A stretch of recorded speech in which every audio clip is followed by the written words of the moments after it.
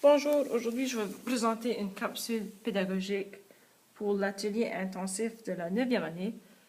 On va voir c'est quoi, ou revoir c'est quoi l'ordre des opérations et nous allons voir, apprendre des nouvelles choses par rapport aux exposants. Bon, lorsqu'on parle de l'ordre des opérations, un mot qu'on va souvent utiliser est PEDMAS. Si vous voyez, PEDMAS commence avec P et j'utilise les lettres des mots qui sont là, les premières lettres de chaque mot pour créer un acronyme qui est PEDMAS. Avec le P représente les parenthèses, le E représente les exposants, le D, division, M, multiplication. Après ça, j'ai addition et soustraction. Comment ça fonctionne? Vous pouvez voir ici, j'ai les parenthèses et crochets. Je vais expliquer la différence entre les deux. Je veux, avant de continuer, parfois on pense, aussitôt qu'il y a une parenthèse, lorsque nous avons un problème de mathématiques, on pense que c'est sa priorité. Ce sont les opérations à l'intérieur des parenthèses qui ont priorité. Ça fait ici, si j'ai moins 3, je n'ai pas d'opération à l'intérieur des parenthèses. J'ai seulement un moins 3. Alors, il ne faut pas se préoccuper avec un moins 3 qui est à l'intérieur des parenthèses. Il faut aller voir pour les opérations à l'intérieur des parenthèses. Alors ici, comme vous pouvez voir, j'ai des parenthèses. Et ici, c'est ce qu'on appelle des crochets. Les crochets, ce sont comme des parenthèses qui sont plus grosses. Et ceci, ça veut dire que la première des choses qu'il faut faire, c'est qu'est-ce qu'il y a à l'intérieur des crochets. Alors, les crochets sont plus forts que les parenthèses. Alors, il faut que je fasse tout ce qui est à l'intérieur des crochets. Et vous pouvez voir ici, j'ai un 2. Alors, ici, je sais que ça va être une multiplication. Je viens ici, j'ai, comme vous pouvez voir aussi, à l'intérieur des crochets, j'ai des parenthèses. Il faut que je fasse des opérations à l'intérieur des parenthèses. Alors ça me donne plus 2. Je vais laisser mon plus 2 entre parenthèses. Je vais descendre mon 2 ici. Plus 6 fois 3, c'est 18.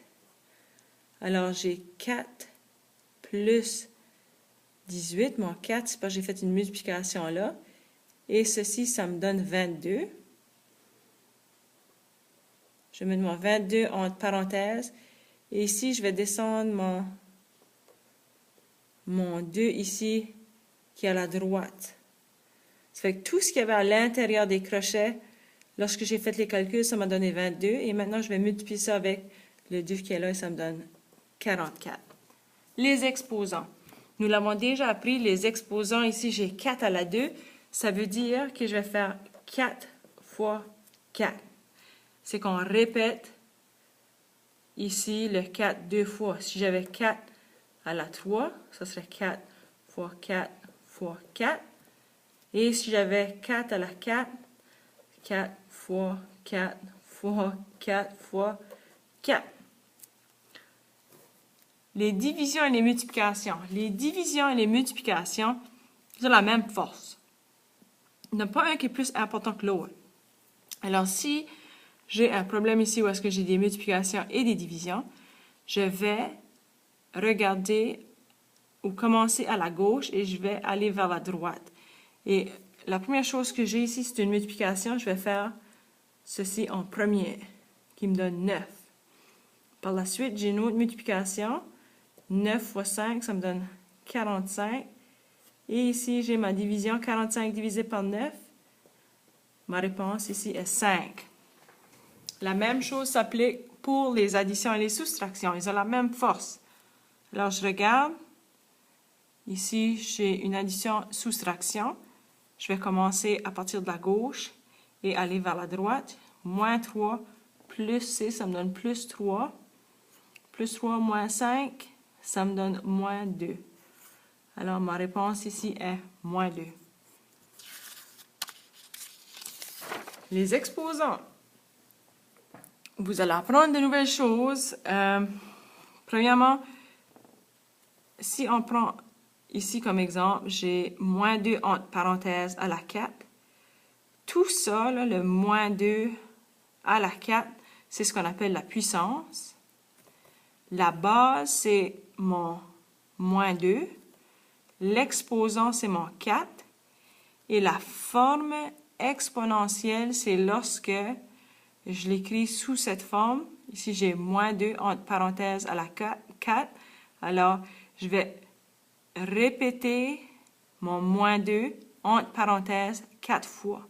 Alors, ceci, c'est la forme exponentielle. Vous voyez ici, j'ai moins 2 à la 4. Mais lorsque je l'écris sous sa forme exponentielle, le négatif, là, je ne vais pas le répéter 4 fois.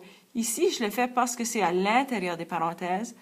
Mais ici, vraiment, c'est le 2 qui va être répété 4 fois. Mais lorsque je vais écrire mon problème, vous voyez ici, j'ai mis mon négatif et j'ai mon premier 2. Et par la suite, j'ajoute mes 3 autres. Même chose ici, j'ai moins 1 à la 7. Mais le moins 1 est à l'intérieur des parenthèses et c'est ce que je vais répéter. C'est le moins 1 entre parenthèses que je vais écrire 7 fois. Et ici, vous voyez, j'ai moins 1 à la 7, mais le 1 ou le moins 1 n'est pas entre parenthèses. Alors, lorsque je vais le mettre sous sa forme exponentielle, je fais moins 1 et multiplié par 1 et j'écris le 1 7 fois, mais le négatif, il est seulement là au début. Ce que ça donne, si j'ai moins 2, et vous avez une idée de ce que ça va donner ici. Parce que j'ai les négatifs, je vais en avoir 4, ma réponse va être positive. Parce que je vais avoir un nombre pair de négatifs. Alors, ça me donne plus 4 fois moins 2, ça me donne moins 8 fois moins 2, ça me donne plus 16. Alors, ma réponse ici, c'est plus 16. Vous avez peut-être déjà pu constater, ici, j'ai seulement un négatif. Ma réponse va être négative. Parce que tout le reste ici, c'est comme j'avais plus 2, plus 2, plus 2. J'ai un nombre impair de négatifs, alors ma réponse va être négative. Moins 2 fois 2, ça me donne moins 4. Fois moins 2, ça me donne moins 8. Fois 2, ça me donne moins 8. Fois 2, ça me donne moins 16. Alors, ma réponse ici, c'est moins 16. Si on regarde les 1, sans nécessairement faire trop de calculs, on le sait qu'à chaque fois que je vais multiplier 1 avec lui-même, ma réponse va être 1. Mais ce qui est important de savoir ici, parce que j'ai les négatifs, j'ai un nombre 1, 2, 3, 4, 5, 6, 7. J'ai un nombre impair de négatifs. Et je sais que ça va me donner un négatif. On peut l'essayer. Moins 1 fois moins 1, ça me donne plus 1. Fois moins 1, c'est moins 1. Fois moins 1, c'est plus 1. Fois moins 1, c'est moins 1. Multiplié par moins 1, ça me donne plus 1. Multiplié par moins 1, ça me donne moins 1. Alors, vous voyez, ça peut vous sauver. Si vous pouvez vous souvenir de ça et le comprendre, ça peut vous sauver des calculs. Ici, j'ai le moins 1 à la 7, mais ici, j'ai seulement un négatif et j'écris mon 1 7 fois. Encore une fois, ici, j'ai un nombre impair de négatifs. Ma réponse va être moins 1. Beaucoup d'informations, mais une bonne base pour être capable de travailler l'opération, lors des opérations et les exposants.